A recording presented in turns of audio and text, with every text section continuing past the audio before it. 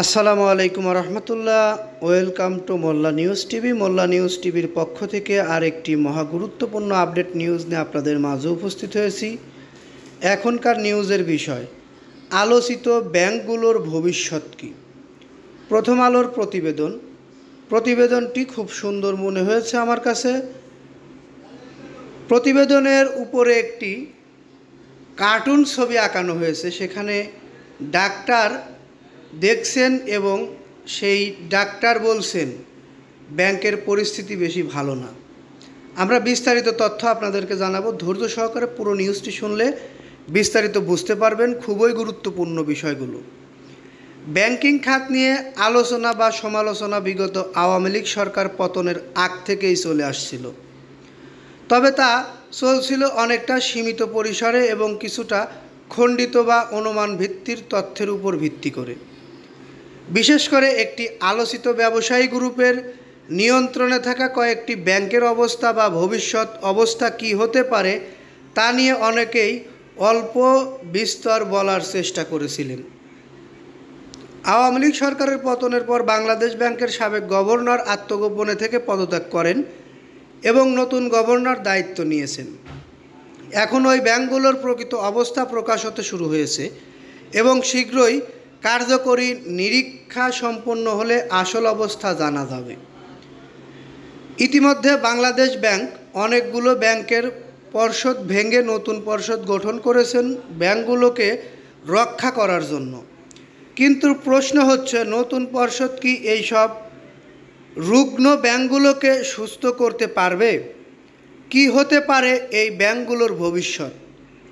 এর মধ্যেই কিছু কিছু তথ্য বিভিন্ন সামাজিক যোগাযোগ মাধ্যম, পত্রপত্রিকা, এমনকি ইলেকট্রনিক্স মিডিয়াতেও আসতে শুরু করেছে। ওই বিশেষ শিল্পগোষ্ঠী 1 লাখ কোটি টাকার বেশি লুট করেছে তাদের নিয়ন্ত্রণে থাকা ব্যাংকগুলো থেকে, এমন খবর এখন সবার মুখে মুখে। কারো মতে 1,20,000 কোটি, আবার কারো মতে 1.5 লাখ কোটি। সংখ্যাটি সম্পর্কে এখনও কেউ নিশ্চিত নয়। মানে বেনামে নামে টাকা এলেই লুট হয়েছে কিনা, হয়ে থাকলে ঠিক কতটা লুট হয়েছে তার প্রকৃত চিত্র পাওয়া যাবে কার্যকরী নিরীক্ষা সম্পন্ন হওয়ার পর। তবে বর্তমানে ওই ব্যাংকগুলোর কঠিন সময় পার করছে। ব্যাংকগুলো গ্রাহকের আমানতের টাকা চাহিদা মতো ফেরত দিতে পারছে না। এমন কথাও শোনা যাচ্ছে যে এসব ব্যাংকের কর্মকর্তা কর্মচারীরা নিজেদের বেতনের টাকাও সম্পূর্ণ তুলতে পারছে না। সম্প্রতি দায়িত্ব পাওয়া ইসলামিক ধারার একটি ব্যাংকের চেয়ারম্যান জানিয়েছেন তাদের ব্যাংকের মোট বিনিয়োগের অর্ধেকই নামে বেনামে নিয়ে গেছে একটি শিল্প গ্রুপ। যদি কোনো ব্যাংকের মোট বিনিয়োগের অর্ধেকই নামে বেনামে লুট হয়ে যায় কোনো একটি গ্রুপের দ্বারা এবং তা আদায় না হয়, তাহলে কি হতে পারে ওই ব্যাংকের ভবিষ্যৎ? আমরা জানি কোনো একটি সময়ে কোনো ব্যাংকের যত আমানত তার পুরোটা ওই ব্যাংক লোন বা বিনিয়োগ করতে পারে না। বাংলাদেশ ব্যাংকের নির্দেশনা অনুযায়ী একটি অংশ রাখতে হয় সিআরআর এবং এসএলআর হিসেবে। ব্যাংকগুলো তাদের মোট আমানতের সর্বোচ্চ যে পরিমাণ লোন দিতে পারে বা বিনিয়োগ করতে পারে তাতে এডি অনুপাত বলে, অর্থাৎ তাকে এডি অনুপাত বলে। এই ব্যাংকগুলোর ভবিষ্যৎ কী হবে?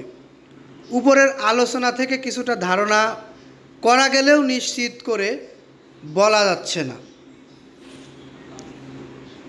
আপনারা হয়তো ধারণা করতে পেরেছেন, কিন্তু রাষ্ট্র জনগণের টাকার কিছু ব্যাংকে বাঁচিয়ে বা বাঁচানোর চেষ্টা করছে।